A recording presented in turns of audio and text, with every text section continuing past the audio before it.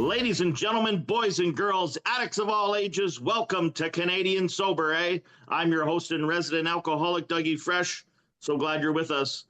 When you are in the field of recovering and you get to meet all of these amazing people throughout your journey, you cross paths with every once in a while special people, people that have touched you in some way, people that have said something or have posted something that you really relate to, and you strike up a friendship. I met this gentleman a few years back, and I've been dying ever since to get this guy on Canadian Sober to share a little bit of his story. And I'm blessed today that he's here with us and you, so you get to know a little bit about him as well. Can we give a big warm welcome, Canadian Sober, welcome to Luke. How you doing, brother? I'm doing good, Doug. Thanks a lot for having me on here tonight, brother. Oh, thanks so much. I'm so glad you're here. So like always, can you share with the people that have no idea who you are, tell them a little bit about who Luke is? Yeah, sure. My name's Luke Loughlin, born and raised Brampton, Ontario. I come from a pretty loving family, mom, dad, older brother, older sister. And man, there's nothing in this world, like all my needs were met as a kid. I didn't come from a rough home or anything. My parents definitely showed love, supported me. Me and my brother got to play hockey, sister figure skating, other sports. We were all taught like the same principles, we all came from the same parents. And I noticed with me when like I was younger, my brother and sister were pretty good like at following rules. Like, if they're told not to do something or if they got in trouble for doing something, they, wouldn't do that same thing again. We're like, I would get, told not to do something, you'll get, you're gonna get in trouble or you're gonna get hurt. And like my mind would constantly be like, well, how much trouble can I get in? Like, and I was always like going against the grain, like defiant. And growing up, like, family functions, Christmas, everything, like everything was like pretty normal, but I always felt like an uncomfortable feeling inside me, like an anxiety. And I remember, in elementary school, just being a hyper kid, like, I couldn't sit still on the desk and do schoolwork. My focus wasn't there, but I remember getting diagnosed with ADHD and a learning disability. And, the doctor told my mom that, I had ADHD and a learning disability. But as a kid, I think I was in like grade 2, grade 3.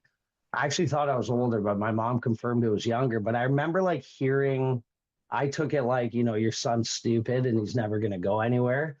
And right from there, I remember just being like tense, like as a kid and like scared. And I'd have to go to like this special ed class to get extra help. I got bullied. And then I found out, how to kind of protect yourself from bullying was, fight back and do something. And then that kind of brought this protective like armor in my life of, if I don't want to get made fun of, make people kind of scared of you and be more of like the aggressor. And, that led up into high school. I'll never forget my first like drunk in high school. I was in a garage, my high school girlfriend's garage, and we got a bunch of alcohol. There's these drinks back then called Vex. They're like these big, like these big bottles. They're like sugary alcohol. And I remember finishing that first bottle and like just this feeling. It was like for the first time in my life, I was like I could breathe. Like I could, I didn't have to be somebody else. Like I could just be me in that moment. Like I had like no anxieties and I loved it. And, I kept drinking that night. I remember like throwing up and like still wanting to drink more and kept drinking until like eventually passing out that night. And when I woke up the next morning, like I didn't wake up with this like, oh my God, like what happened? It was more of like, that was great. Like, when can we do that again? And that's where my relationship with alcohol really started. And it was, smoking marijuana during the week at high school, and any chance I could on the weekend, we would get some alcohol, whether somebody's parents would help us out or whichever way we'd get it. And throughout high school, I had an incident where I was sexually abused by an older woman, which was something that I like had to like keep hidden, and it was a big secret, and that played a big part on like my mental health. When I was in my 20s, I, came out with that whole thing, which like I wasn't really believed. I even went to the police about it, and they didn't do much, and I just felt this like anger in me, man, like where I was just angry at the world, angry at like what happened. And then like problems with family started happening with my drinking. Like around like 18, 19 is when, you started hearing like, Luke, you can't handle your alcohol. There were stipulations of like you can't drink liquor if you're, at this family function. And I just think I'm at that age of like I'm drinking like everybody else. Everybody else is drinking. I'm not really seeing like how much further I'm pushing it though. Like my dad my whole life could have a couple beers and watch a Leaf game, where I remember I stopped watching games with him because if I'd have a beer with him, I'd be going down for, my fourth or fifth, and he'd be just finishing his first. He'd be like, what are you doing? I'd be like, what do you mean, what am I doing? Like, I'm trying to get there. Like, this is a vessel to get where I want to go. And so like the problems with family started happening a lot with the drinking. I got involved with some guys that were into, selling drugs and stuff like that. I was always trying to fit into this place that would make you look like cooler, make you look like bigger and stuff. And I got involved a bit in that lifestyle, which really just fed my addiction a lot more, especially when I started selling like harder drugs and getting into stuff like cocaine, and eventually that came to an end where I couldn't even hold a regular job, where I was trying to live this like addicted lifestyle of doing drugs and drinking at the capacity I was when I was also involved in that lifestyle. And like I just couldn't. And then it was just complete like addiction, like looking for ways to get, money and make money just so I could party, just so I could get, drugs. And eventually family started, deteriorating. Like my brother and sister, it took a lot of attention away from them,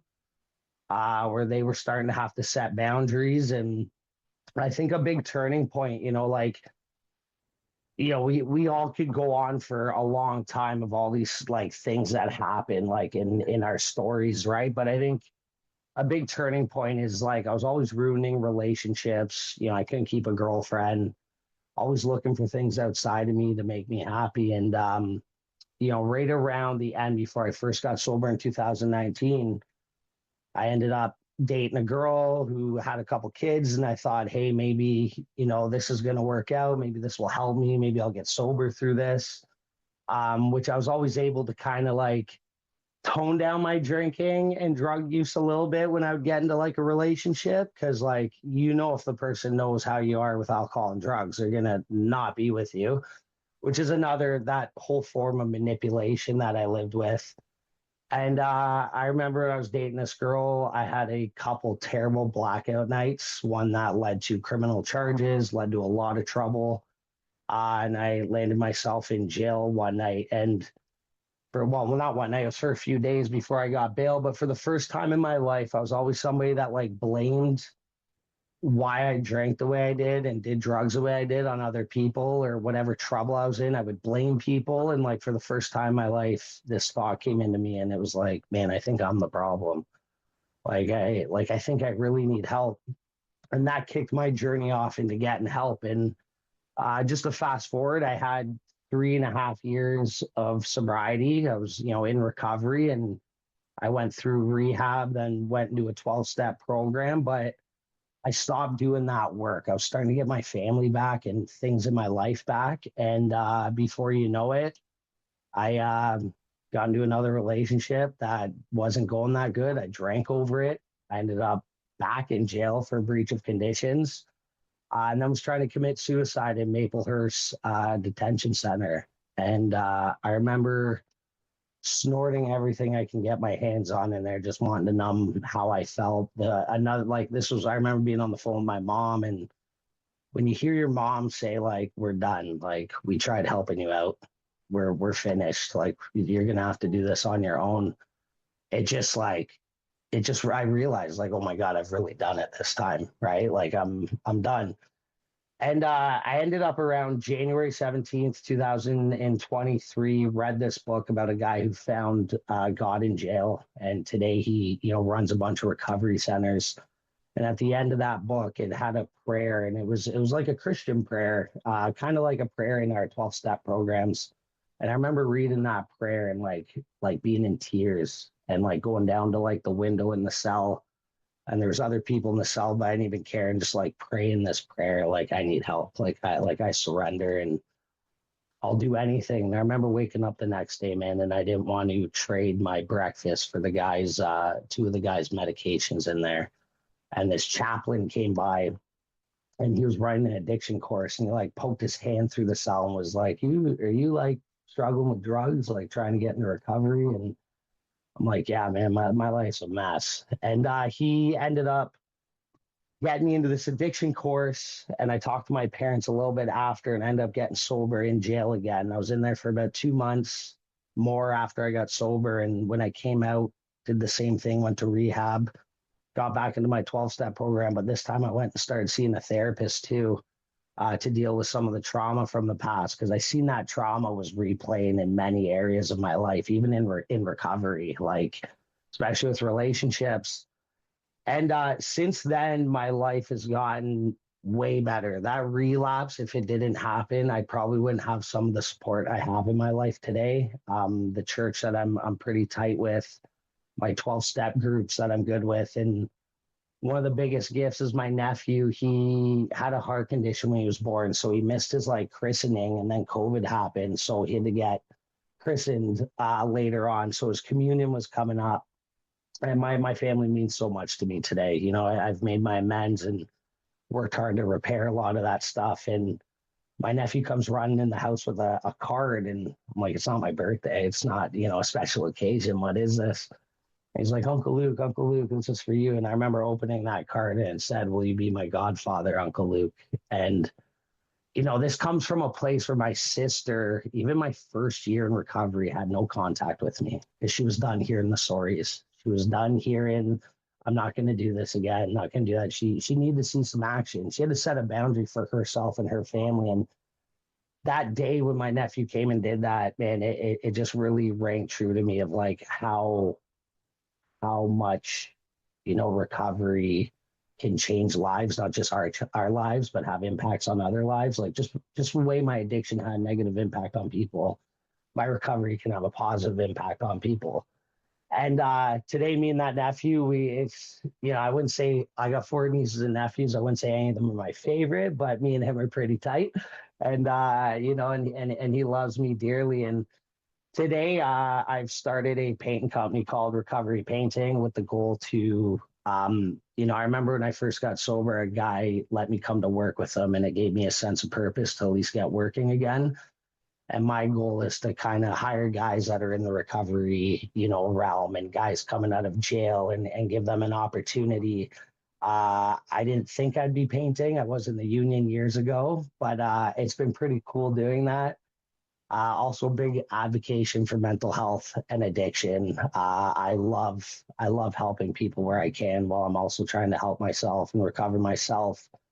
And I think like today, and to share with you guys, since 2019, like I'm just finishing up all that legal stuff that happened. And over the years of recovery, I've had hanging over my head like a chance that I'd be going to prison, actually, for my actions and stuff. And we're coming to that place where it might not look like that. There's still this chance, but I've always said to myself, like, my faith, I hold true to my faith, right? Like big time. And without a higher power, without God, like, I don't think I'd be where I am today. And I always say, if my job is to be in there and do God's work, that's where I'll be. If my job's to be out here and do his work out here, this is where I'll be. And that's what's kept me sane through this whole process.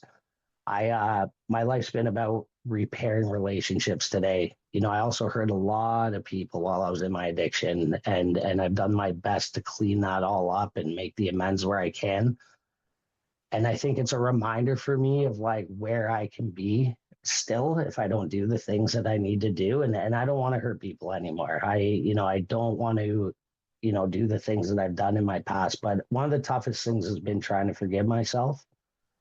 I find it's like almost easier sometimes to forgive others than like for ourselves. Like I still held a lot of shame and guilt for my past, but over time with continuing to, therapy, doing my recovery meetings, the stuff at the churches, it's helped me to start, having grace for myself and forgive myself because, hurt people.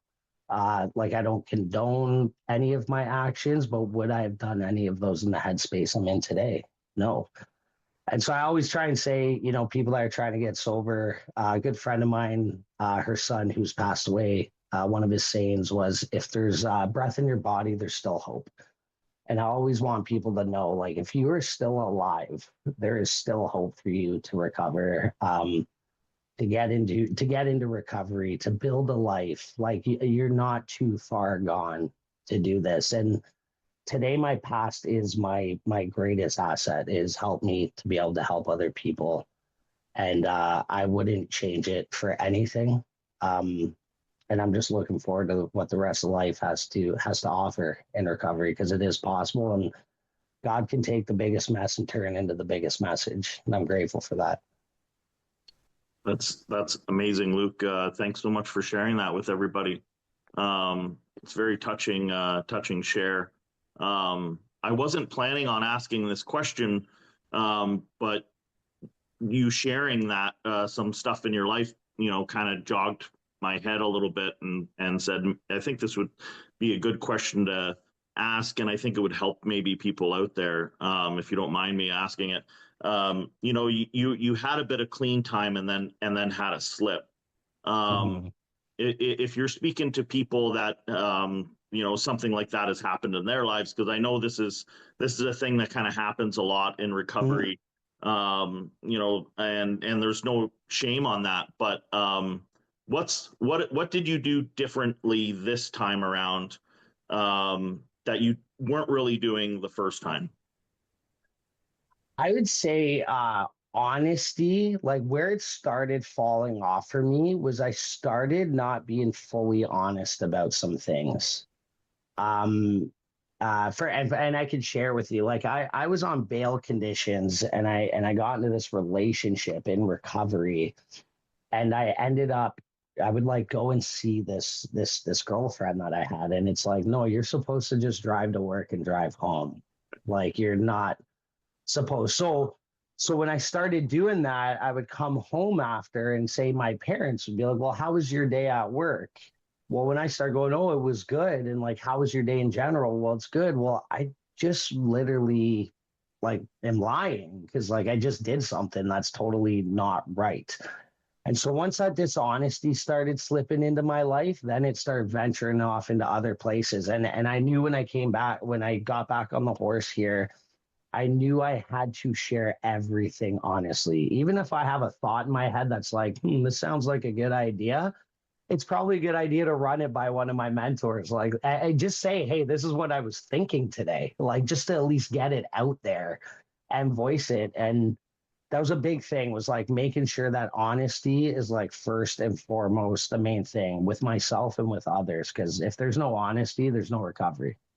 Yeah, that's so true. And that's actually one of my biggest things. That's one of my pillars to my Mm, recovery is honesty, because I think I lied so much that I was believing my own lies. That's how much I yeah. lied.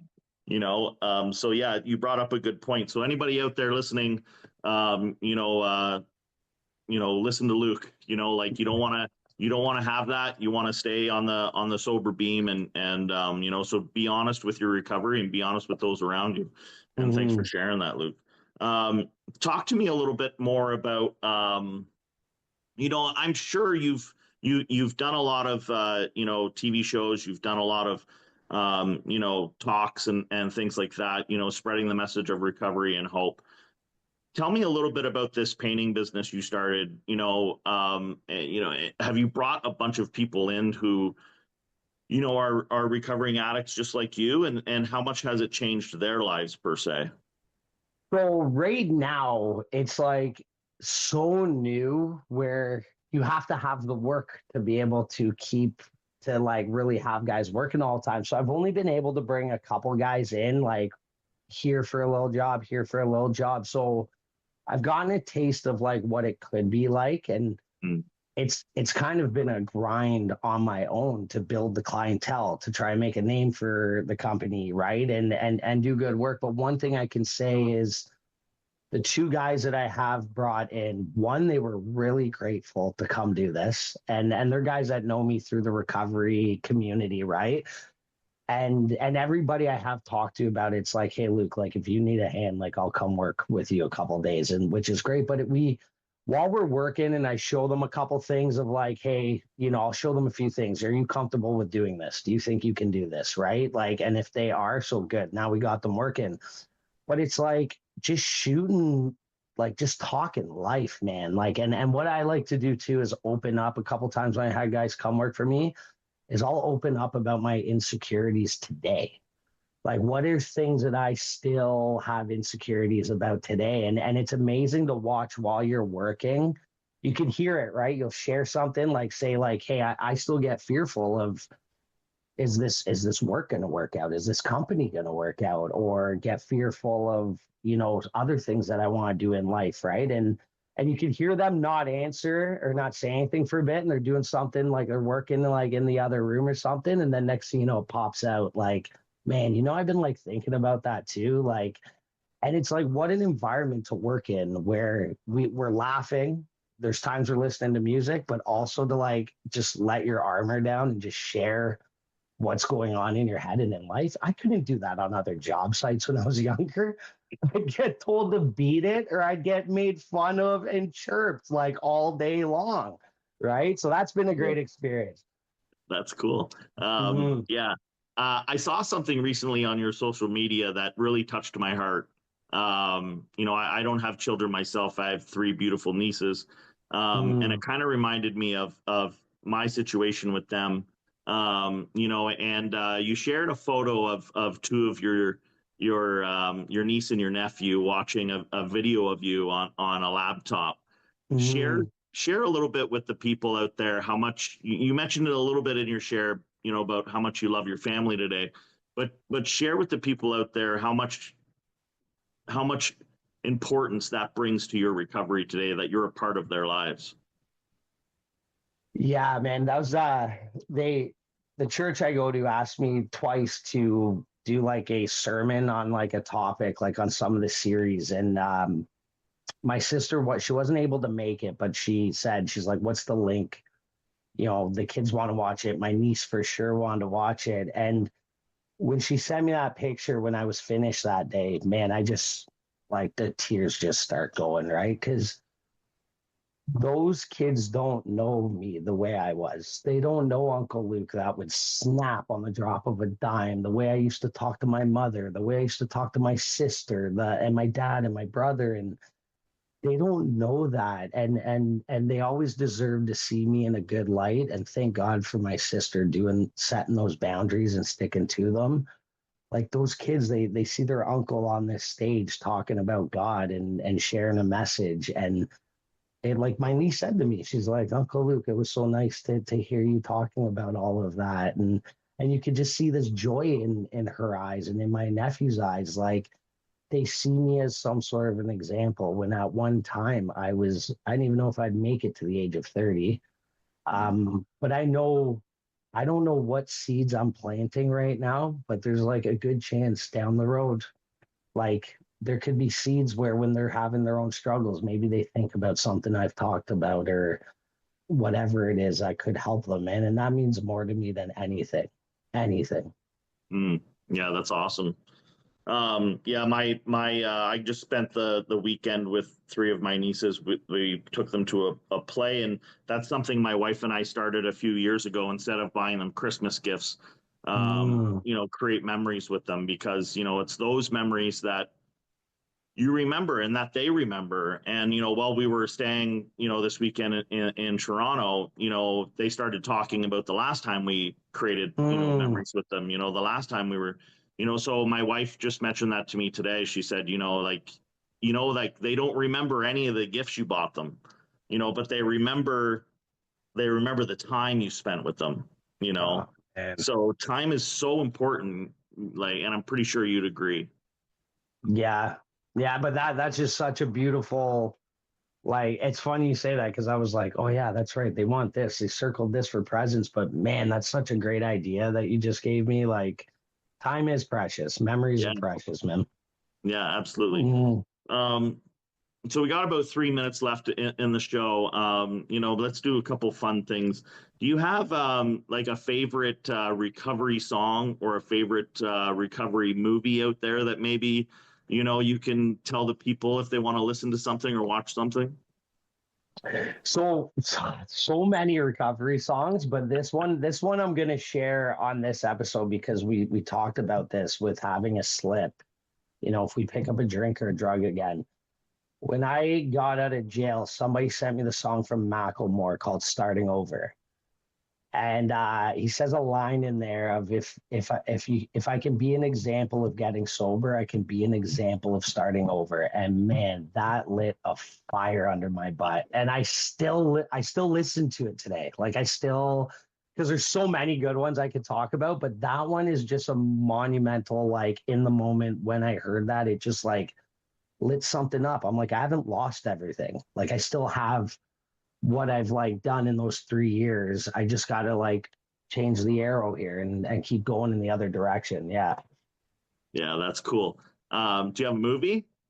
Movie, when you say recovery movie, uh no, like there's a few out there, but I don't think I have a favorite yet. No.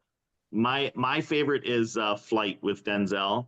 Yeah. And that scene right at the end.